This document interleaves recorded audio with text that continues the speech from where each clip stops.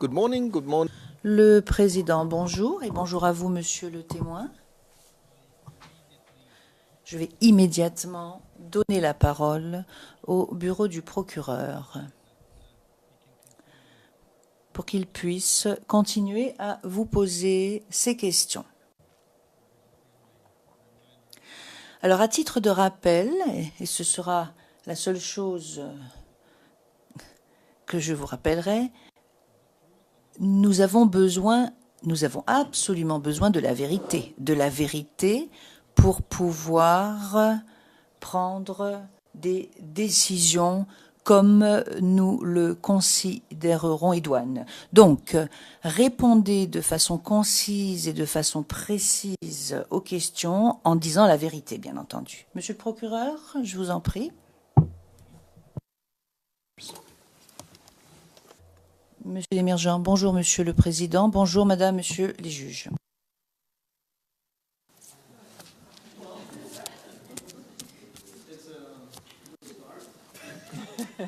It's a good start in this. Le Président, écoutez, c'est un excellent début pour ce début d'audience. Oui, je vous en prie, Monsieur Desmirgent, je vous promets que ce n'est pas de ma faute. Le Président, non. Bonjour Monsieur le témoin. Bonjour. J'aimerais commencer avec quelques clarifications sur les réponses que vous nous avez données hier. Vous vous rappelez, sur certains messages de la gendarmerie, nous voyons qu'en info, des fois vous copiez le SEMA, le ministère de la Défense et le chef d'état-major particulier du président. Sur d'autres messages, ils ne sont pas en info. Alors, simple clarification, quel est le facteur qui détermine si vous les mettez en info ou pas? Cela dépend de l'importance du sujet traité dans le message. Très bien. Je change de sujet. Hier, si vous vous souvenez, et pour mes confrères, c'est à la page 112, je vous avais posé une question, et je vais le citer pour que ça soit parfaitement clair. Je vous ai demandé si, donc, la police, lorsqu'elle mène des opérations, est-ce que les gendarmes qui, à ce moment, sont affectés à la police, demeurent sous votre responsabilité en tant que commandant supérieur?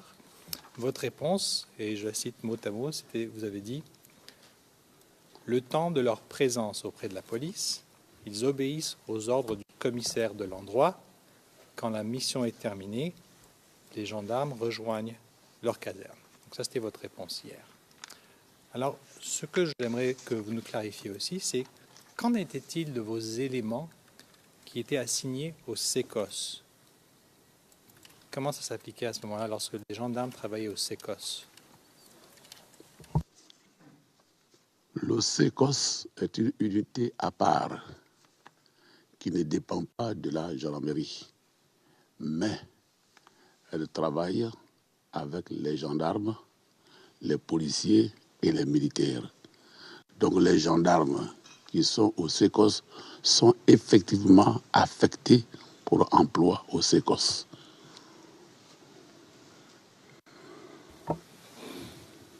Très bien.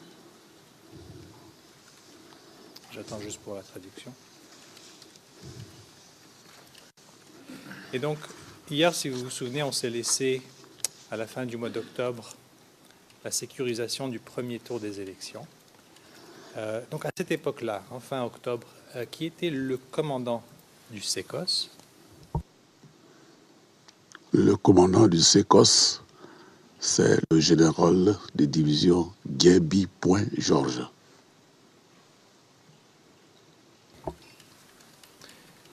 Avait-il d'autres responsabilités? Oui, le général était aussi commandant de l'école de gendarmerie d'Abidjan.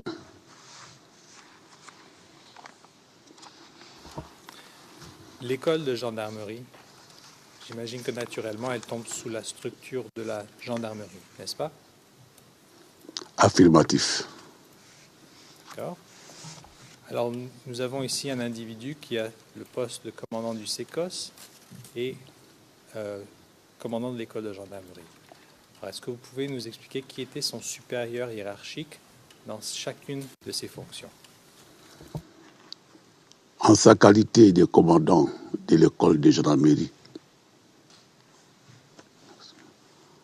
en sa qualité de commandant de l'école de gendarmerie, 6 à Abidjan, il dépendait du commandant supérieur de la gendarmerie nationale.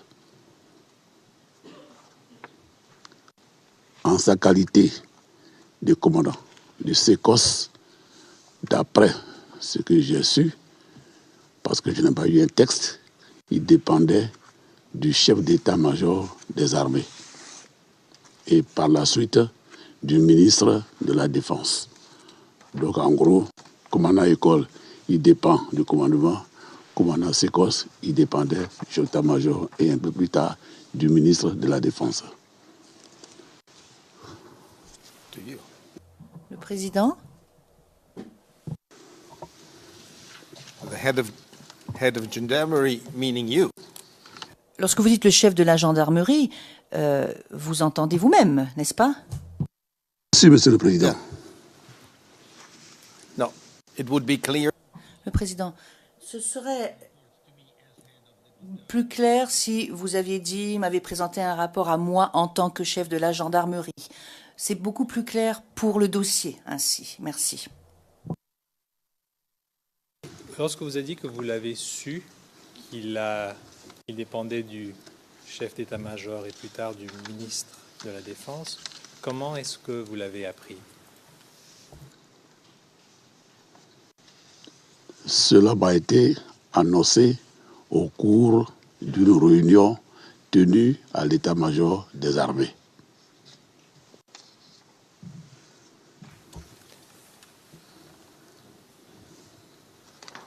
Et cette réunion a eu lieu quand?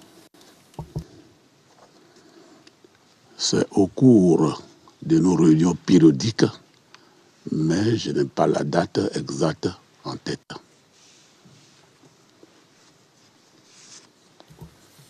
Sans nous donner de date précise, simplement pour nous situer, était-ce avant les élections ou bien durant la période électorale ou juste pour nous placer peut-être pendant une année? Bien longtemps avant les élections. Une dernière clarification à ce sujet, vous avez dit que plus tard, ce fut le ministre de la Défense à qui il rendait compte. Lorsque vous dites plus tard, encore une fois, est-ce que vous pouvez préciser un petit peu la période de temps? Peut-être le mot plus tard est de trop, mais c'est le chef d'état-major à qui j'ai demandé de savoir exactement, en tant que SECOS, qui était l'autorité hiérarchique du commandant du SECOS. Il m'a alors répondu que ce n'est plus lui, mais c'est le ministre de la Défense. Pour moi, ça s'est arrêté là.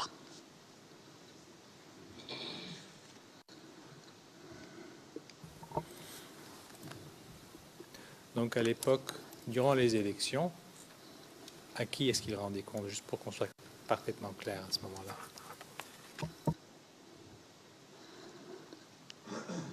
Puisque le chef d'état-major est le responsable de la planification des opérations, le commandant SECOS étant aussi une unité qui agit aussi en opération, il rendait donc compte au chef d'état-major des armées.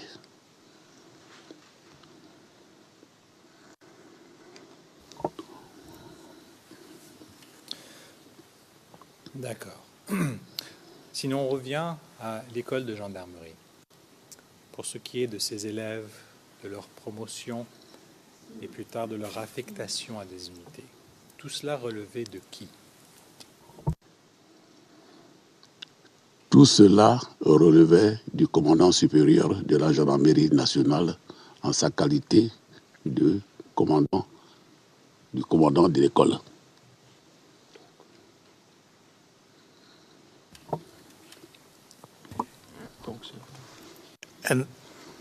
Le président est donc sous la capacité de qui? Est-ce que vous pourriez nous donner le nom?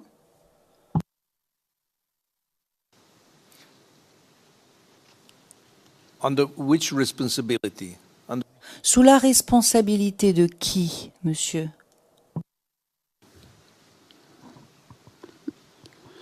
Je n'ai pas bien perçu la question. No. You are Le président, vous êtes en train de nous dire, et je cite ce que je vois en anglais, tout cela était placé sous la responsabilité du commandant suprême de la gendarmerie nationale en sa qualité de commandant de l'école. Et je vous demande, qui est cette personne? Oui, c'est bien le général Kassaraté, ici présent. okay. D'accord, d'accord, c'est ce que je voulais savoir, merci. Donc de vous-même. Can I have a moment? Maître Fonbonnet, je pourrais avoir un petit moment, je vous prie?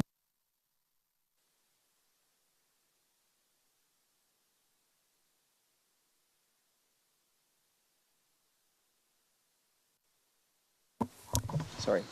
Excusez-moi. Le président, je voulais juste expliquer quelque chose. Dans 6 mois, dans 1 an, dans 2 ans, lorsque nous lirons le dossier, pour que nous puissions bien comprendre ce qui est écrit, parce que maintenant, nous comprenons, bien sûr, mais dans 1 an, nous nous demanderons de qui il s'agit. Donc, c'est beaucoup plus facile pour nous et ce sera beaucoup plus facile si vous nous donnez le nom en question. Monsieur Desmergers, est-ce que nous pouvons poursuivre, Maître Fonbonnet? D'accord, merci. Un autre sujet. Avant les élections, que saviez-vous des groupes de milices ou de mercenaires sur le territoire de la Côte d'Ivoire? La Côte d'Ivoire a connu sa première crise en 2002. Et dans les 2 camps, on a aperçu des mercenaires, tant au niveau des forces armées, des forces nouvelles, que dans la partie sud, parce que à l'ouest de la Côte d'Ivoire, il y avait beaucoup d'attaques. Et des chefs locaux avaient donc formé des milices pour défendre leur territoire. C'est le cas d'un certain Mao Glofieyi qui était à Diglo.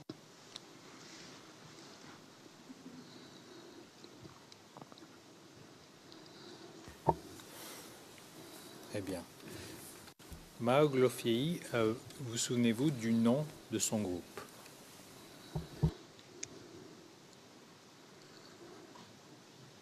Je ne me souviens plus, monsieur le procureur.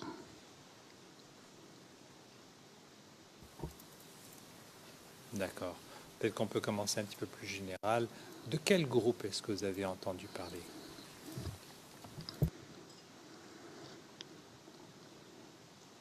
Il y avait plusieurs groupes. On parlait tantôt de FLGO, FLGO, de MPIGO, MPIGE, de MJP, MJP, etc., etc.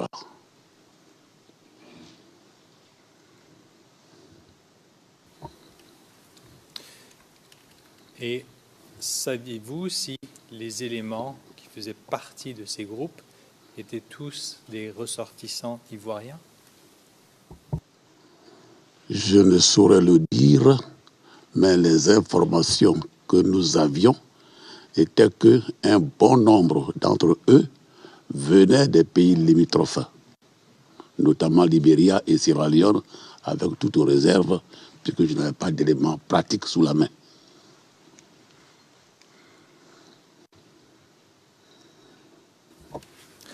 Avez-vous aussi entendu d'un groupe qui avait l'abréviation GPP? Affirmatif.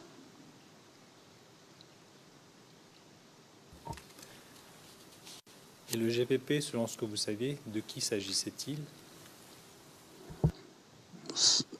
C'est un groupement de jeunes patriotes.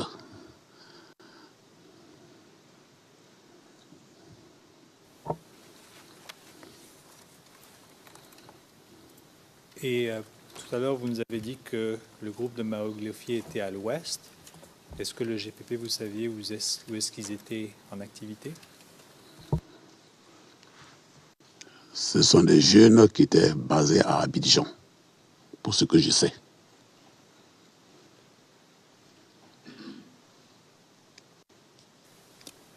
Très bien. Vous nous avez dit que, de ce que vous saviez, c'était des jeunes patriotes. Alors, ce groupe de GPP, de votre connaissance, durant quelle période est-ce qu'elle était en existence? À partir de quand? Je n'ai pas la date exacte. Je savais qu'ils existaient.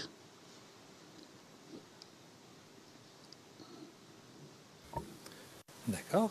Et savez-vous qui était à la tête, ou bien qui étaient les leaders du GPP?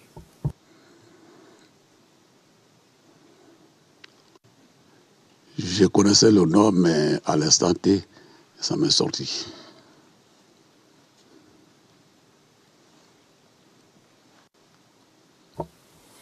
D'accord. Vous nous avez donné quelques noms en entrevue. Si je vous les suggère, est-ce que ça peut rafraîchir votre mémoire?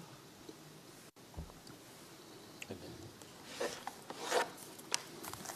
Juste un petit instant.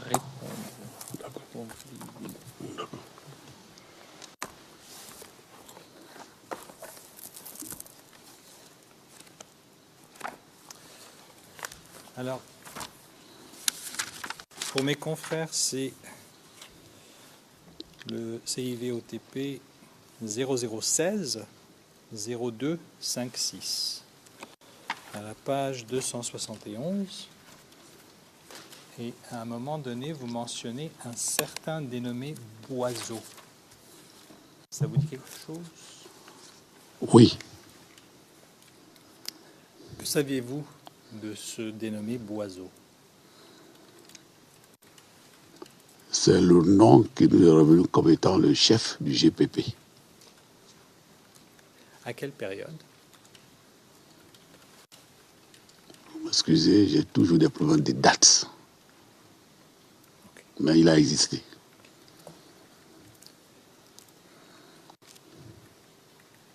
Et durant la période des élections de 2010 et la crise post-électorale, tout d'abord, de ce que vous saviez, le GPP était-il toujours basé à Abidjan? Nous n'avions pas de contact direct avec le GPP.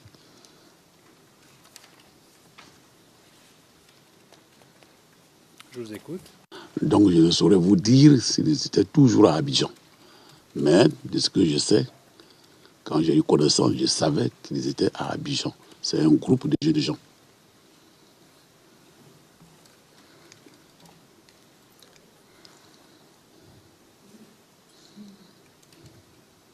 D'accord. Vous dites que quand j'ai eu connaissance, je savais qu'ils étaient à Abidjan. Alors, encore une fois, je sais qu'on vous demande des dates, mais une période, ça nous aiderait beaucoup. Quand est-ce que vous avez su qu'ils étaient à Abidjan?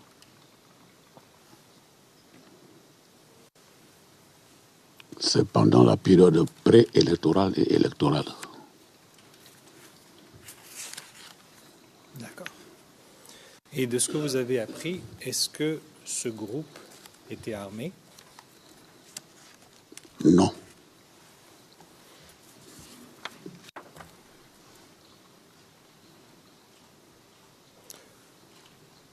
À aucune période de temps? Non.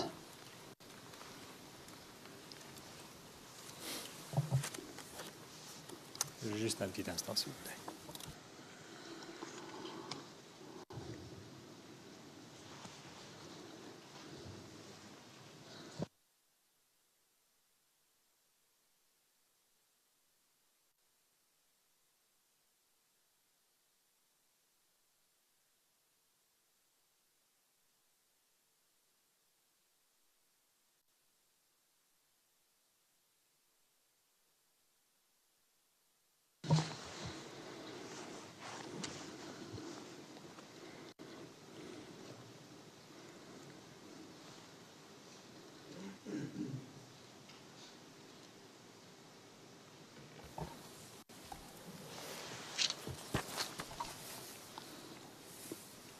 D'accord, je reviendrai là-dessus plus tard.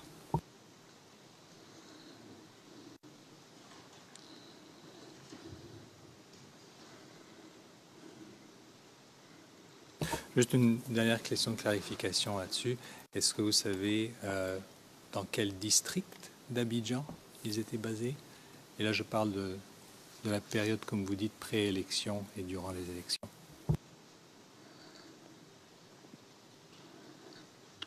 Non. Mais ce sont des jeunes gens qui sont à Abidjan, dans tous les quartiers, et qui se regroupent de temps en temps.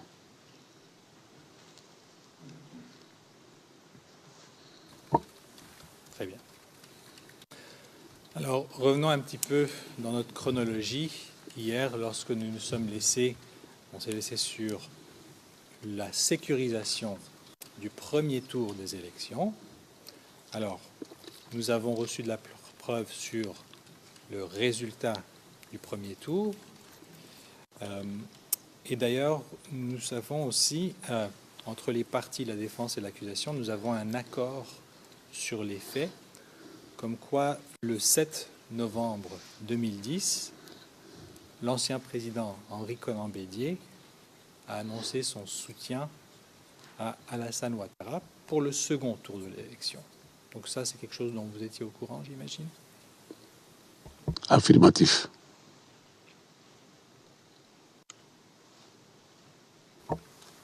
Très bien. Alors, durant cette période, maintenant, on arrive au mois de novembre. Vous êtes toujours commandant supérieur de la gendarmerie, n'est-ce pas?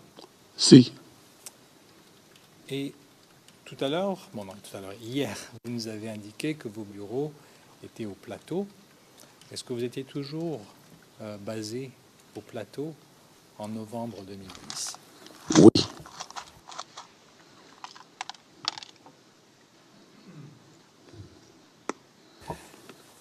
Et monsieur le témoin, à ce moment-là, donc en novembre 2010, où habitiez-vous? J'habitais au camp de gendarmerie à Agban.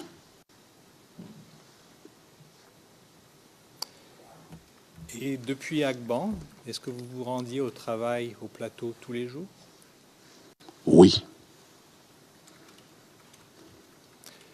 Est-ce que au camp Agban, vous aviez aussi des bureaux propres à vous? Non.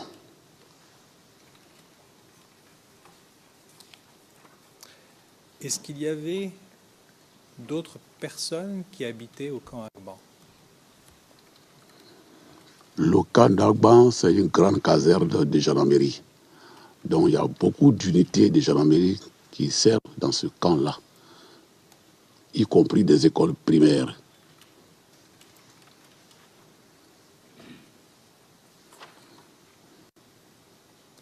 Donc les écoles primaires, vous aviez aussi des civils qui habitaient au sein du camp Agban?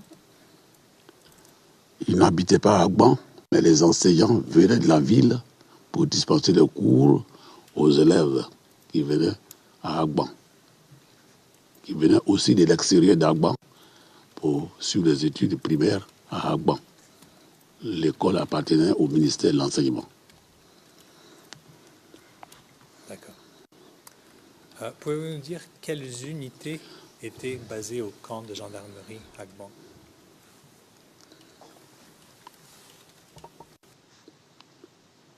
Nous avons le premier escadron. Nous avons le groupe d'escadrons blindés de gendarmerie nationale. Nous avons l'unité d'intervention de la gendarmerie nationale. Nous y avions aussi l'escadron de protection des hautes personnalités. Nous y avons aussi une compagnie de gendarmerie avec une brigade routière. En gros, c'est cela.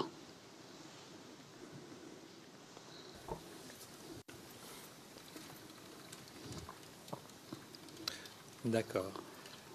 À part vous, y avait-il d'autres officiers de la gendarmerie qui habitaient le camp Agban? Tous les officiers commandants d'unité que j'ai énoncés habitaient à Agban.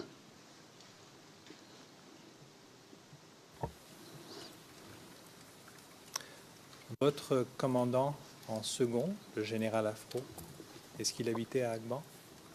Affirmatif. Est-ce que son bureau était aussi au plateau? Affirmatif. Lorsque vous vous rendiez du camp Agban pour aller au plateau, qui vous conduisait? Un gendarme. Est-ce que c'était toujours le même? Est-ce que c'était un chauffeur assigné ou ça changeait? Non, c'est le même. Et si vous aviez une réunion de travail, une séance de travail au plateau, lorsqu'on vous conduit, est-ce que vous êtes seul ou bien est-ce que vous aviez certains de vos commandants avec vous? Je me rends au bureau dans ma voiture de commandement avec 2 véhicules d'escorte. Un devant, un derrière. C'est la sécurité rapprochée du commandant supérieur de la gendarmerie nationale. Très bien. Et pouvez-vous nous décrire un peu votre relation avec votre commandant en second, le général Afro? Quelle était votre relation avec lui? Nous sommes pratiquement de la même promotion. Nous nous connaissions depuis le grade de lieutenant.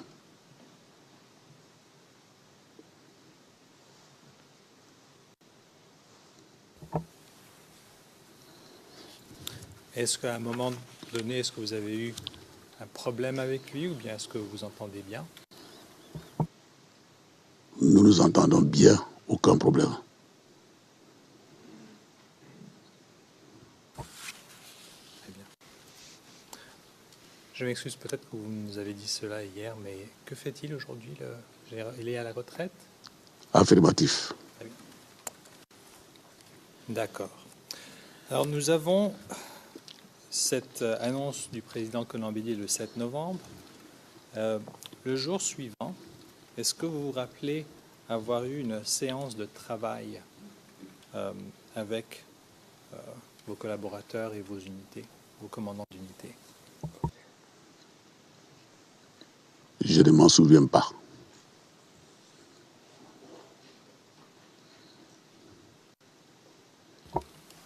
D'accord. Et durant cette période préélectorale, bon, en fait, vous êtes dans vous êtes au deuxième tour de la campagne, là, au mois de novembre. Durant cette période, vous continuez votre travail de façon régulière, vous avez vos séances de travail et vos réunions? Affirmatif. Très bien. J'aimerais vous montrer un autre document que nous avons de la gendarmerie, qui est le 0043 0417. C'est le numéro 94 sur notre liste.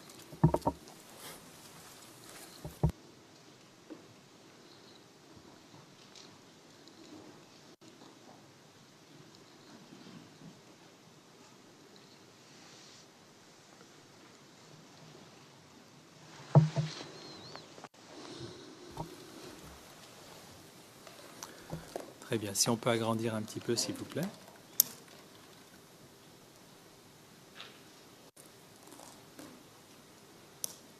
D'accord. Monsieur le témoin, ça c'est un autre document que nous avons trouvé dans les archives. Celle-ci a été trouvée au centre de communication du camp d'Agban. Donc nous voyons l'origine comme hier CSG, commandant supérieur de la gendarmerie, le destinataire. Cette fois-ci, nous voyons en info le ministère de la Défense, le CEMA et le chef d'état-major particulier. Et là, nous voyons urgent numéro. Je voudrais vous demander de regarder, il y a un numéro 32163 CSG CAB. Donc, juste hier, vous nous avez dit que CAB, c'était le cabinet, est-ce que c'est exact? Oui, D'accord. Donc, c'est daté du 8 novembre et l'objet, c'est échange sur situation sécuritaire.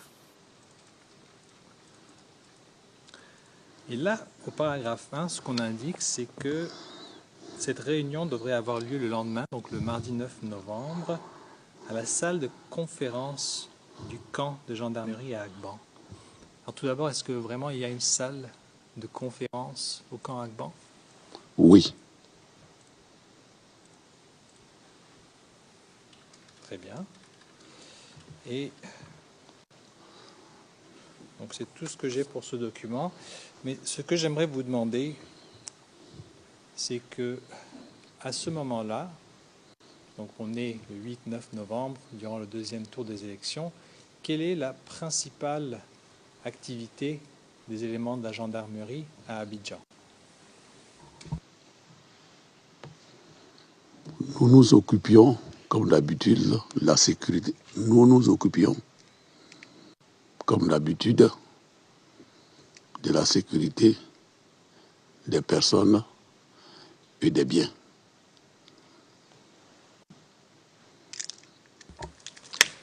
D'accord. Je vois ici que un des destinataires est le commandant de l'école de gendarmerie, donc le général Guéhi Bipoin que vous avez mentionné tout à l'heure. Est-ce qu'il était présent de façon régulière aux réunions lorsque il était convoqué? Non,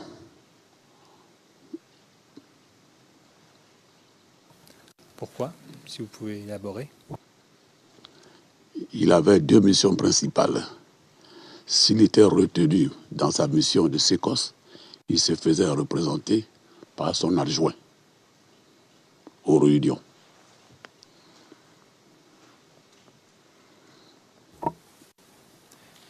Est-ce qu'il arrivait à certaines occasions qu'il ne venait pas du tout et qu'il ne se faisait pas représenter? Je ne m'en souviens plus. Une dernière clarification. À côté du commandant école gendarmerie, nous voyons le terme tout collégion. Je n'ai pas entendu encore ce terme. C'est quoi un collégion? Un collégion, c'est le commandant de légion. Donc, tout collégion, c'est tous les commandants de légion qui sont invités à la réunion. Donc, des fois, pour commandant, vous utilisez l'abréviation CDT et ici, c'est CO. Voilà. Très bien. Alors, quelques jours plus tard, le 14 novembre, nous avons reçu de la preuve de l'adoption d'un décret portant réquisition des forces armées nationales. Donc, je dis bien le 14 novembre. Vous vous souvenez de ce décret? Non.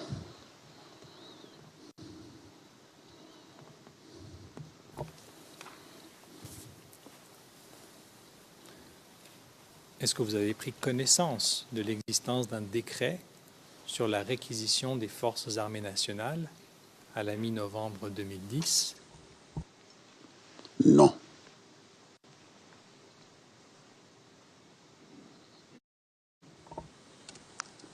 Et à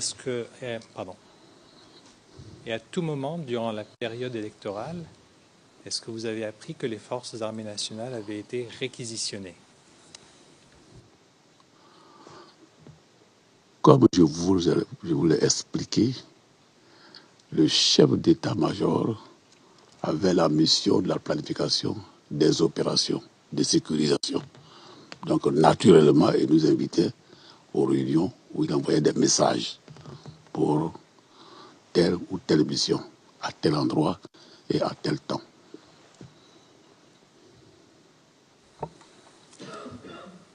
Est-ce que de mémoire, durant votre carrière au sein des forces de sécurité, particulièrement de la gendarmerie, est-ce que vous avez appris de situations où les forces armées nationales avaient été réquisitionnées? Je ne me le rappelle pas.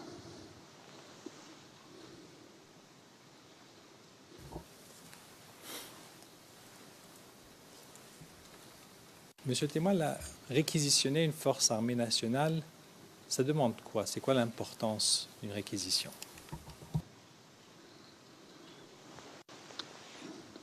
Une réquisition, c'est une mesure administrative qui permet aux forces armées d'intervenir en maintien de l'ordre ou de rétablissement, ce qui n'est pas leur mission habituelle.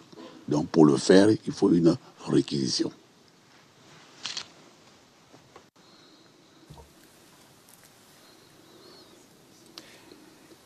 Et donc, lorsque les forces armées nationales sont réquisitionnées, quel impact peut cela avoir sur le travail de la gendarmerie nationale?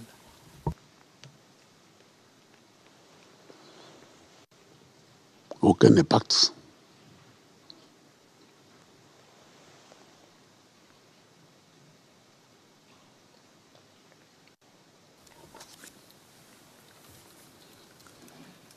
Juste un petit instant, s'il vous plaît.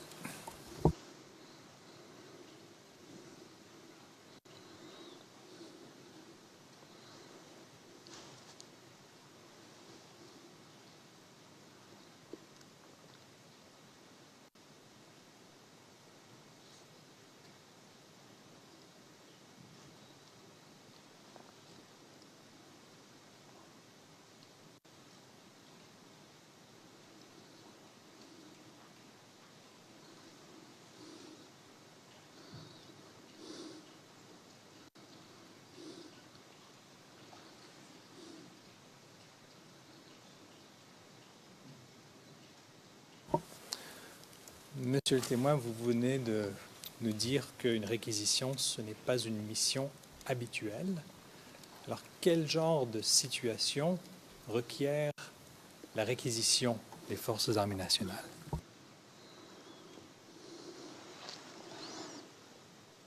En cas d'événement grave, on peut requérir les forces armées pour assister les forces de première et de deuxième catégorie, que sont la police et la gendarmerie.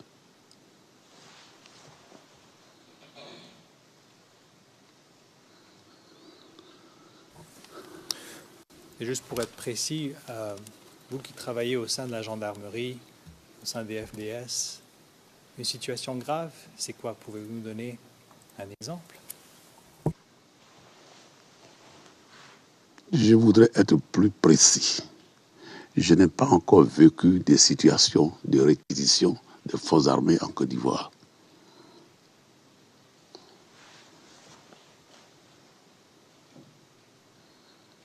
Très bien. Je vais essayer de vous rafraîchir la mémoire avec un document qui est le suivant, le 0018 0047, numéro 36 sur notre liste. Just in case.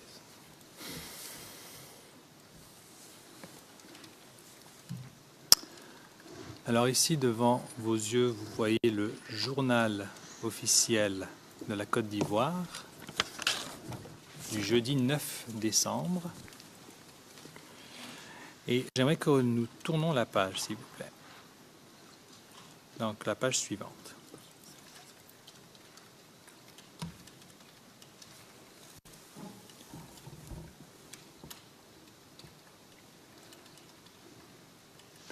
Merci. Pouvez-vous agrandir la partie inférieure du document? Surtout à droite. Un petit peu plus vers la droite. Merci, c'est parfait. Non, pas tellement. Voilà. Monsieur le témoin, devant vous, nous avons un décret numéro 2010-306 du 14 novembre 2010 portant réquisition des forces armées nationales de Côte d'Ivoire. Ça commence avec le président de la République vu la Constitution, vu, un nombre de lois sont indiquées ici. Entre autres, un texte portant la création du centre de commandement intégré. Et en dernier, vu l'urgence. Et l'article 1er parle du fait que les forces armées nationales sont réquisitionnées et déployées sur toute l'étendue du territoire national, en particulier les zones CNO. Donc c'est pour ça que je vous posais la question tout à l'heure, à savoir s'il y a un impact sur le travail de la gendarmerie dans une situation de réquisition.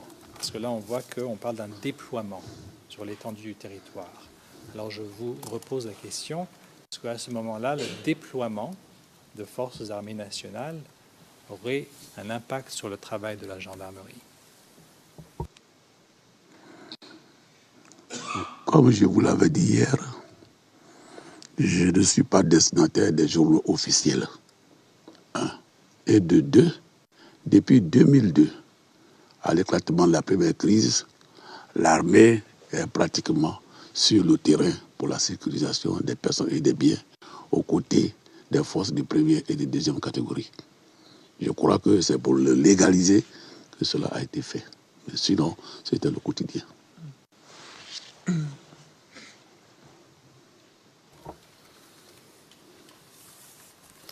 Très bien. Et juste pour vous montrer la date, si on peut aller à la page suivante, au haut de la page, en haut à gauche.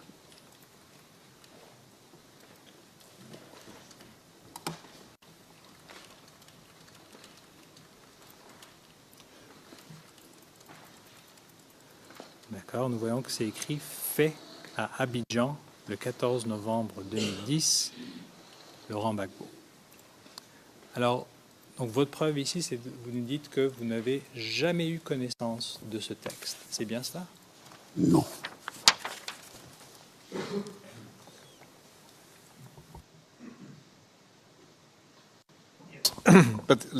Le président, laissez-moi intervenir. On ne peut pas dire, un citoyen ne peut pas affirmer qu'il n'est pas le récipiendaire ou le destinataire du journal officiel.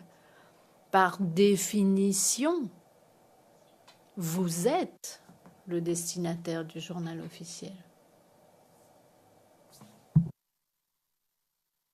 And I recall Et je vous rappelle une chose, vous devez dire la vérité.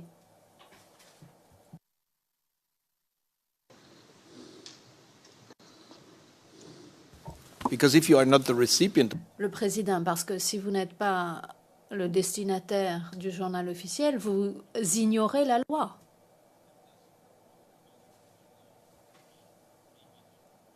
La loi en vigueur en Côte d'Ivoire. Et ce, pour le commandant de la gendarmerie, ça ne serait peut-être pas une bonne chose.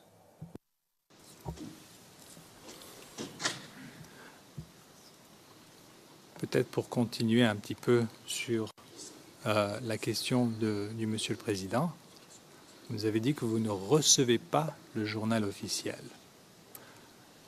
Si un décret est adopté au journal officiel et que cela a un impact sur les forces de défense et de sécurité, est-ce qu'il y a une autre façon par laquelle vous en recevez l'information ou que vous la prenez? Je répète encore une fois que je n'ai jamais reçu de journal officiel. Mais par contre, l'état-major des armées nous envoie des messages pour le redéploiement de nos forces, en même temps que les autres forces militaires, armées de terre, marines, douanes, eaux et forêts.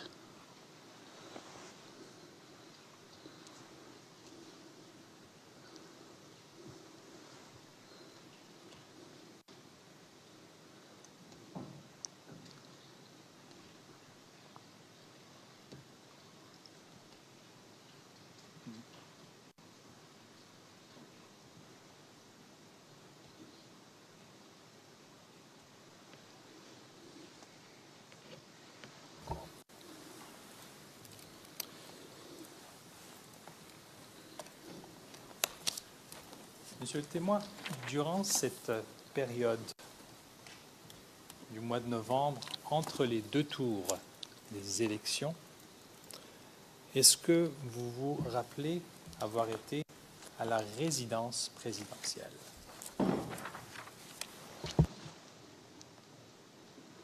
Oui,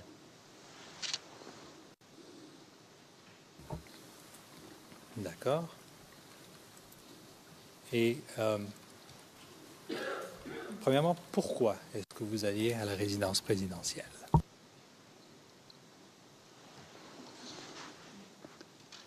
j'y allais sur convocation de monsieur le chef de l'État, ou alors la résidence, en plus du chef de l'État, il y a d'autres personnes là-bas, d'autres cadres, d'autres fonctionnaires qu'on peut aller visiter.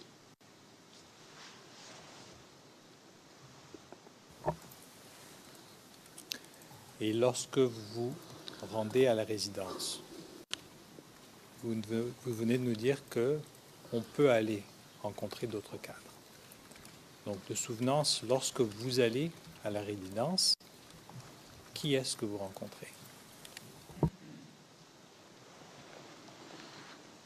Je peux rencontrer le chef de cabinet du chef de l'État qui y habitait en ce moment, M. Kuetia Narcisse. Je peux rencontrer le médecin pour des questions de santé. Je peux aller saluer des amis qui travaillent à la présidence, à la résidence.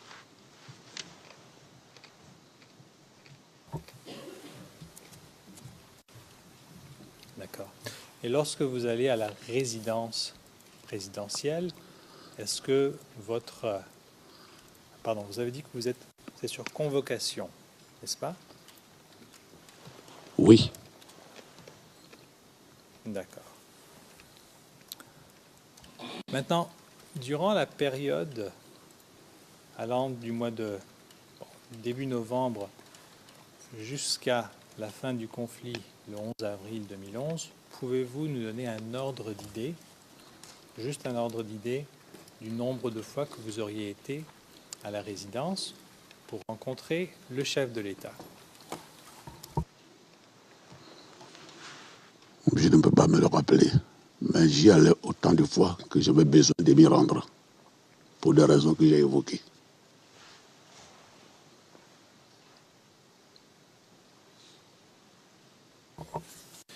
Est-ce que vous aviez des éléments qui étaient postés, des éléments de la gendarmerie qui étaient postés à la résidence présidentielle? Oui,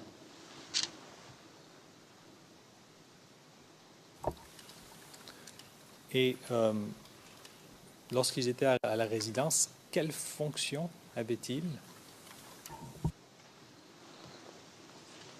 vous avez le groupe de sécurité du président de la République, au sein duquel se trouvent des gendarmes, dont le chef lui-même était un gendarme, le colonel Aouma, décédé.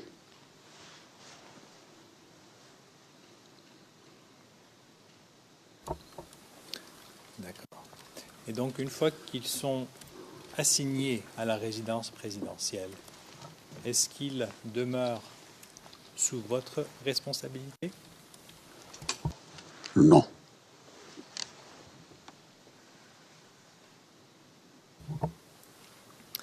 Et à ce moment, ils sont sous la responsabilité de qui? ils sont sous la responsabilité du commandant du groupe de sécurité présidentielle, le colonel Aouma Nathanaël. Ils sont supérieurs à lui. C'était qui? Son supérieur à lui, c'était le chef d'état-major particulier, le général Touvouli.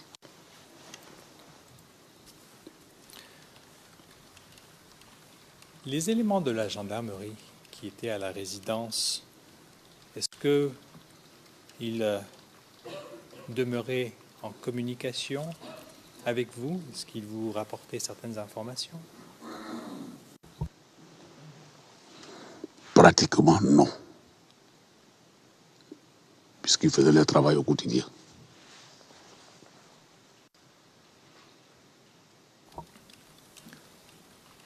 pratiquement, est-ce que ça veut dire quoi pratiquement?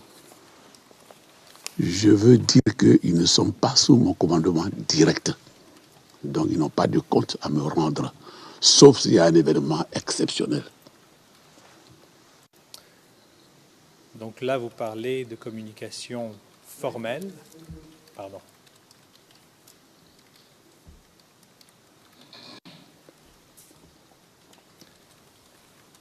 Donc là, vous parlez de communication formelle. Est-ce que vous aviez des communications informelles avec les gendarmes qui étaient à la résidence présidentielle? J'ai du mal à m'exprimer. Quand je passe, que je vais à la résidence, les gendarmes me rendent les honneurs dus à mon rang. Je leur dis bonjour, comment ça va, et puis bon, je continue. Est-ce que vous rapportait... C'est bon? Ok.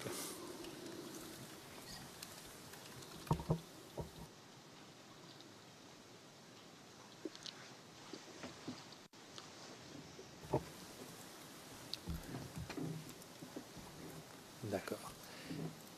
Est-ce que les gendarmes qui étaient postés à la résidence présidentielle, est-ce qu'ils vous rapportaient certaines informations, que ce soit de façon formelle ou informelle?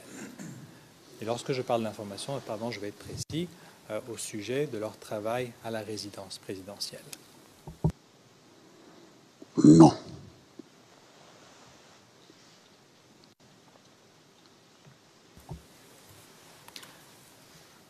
Monsieur le témoin, j'aimerais vous rafraîchir la mémoire avec une réponse que vous nous avez donnée lors de l'entrevue qui a eu lieu en 2011.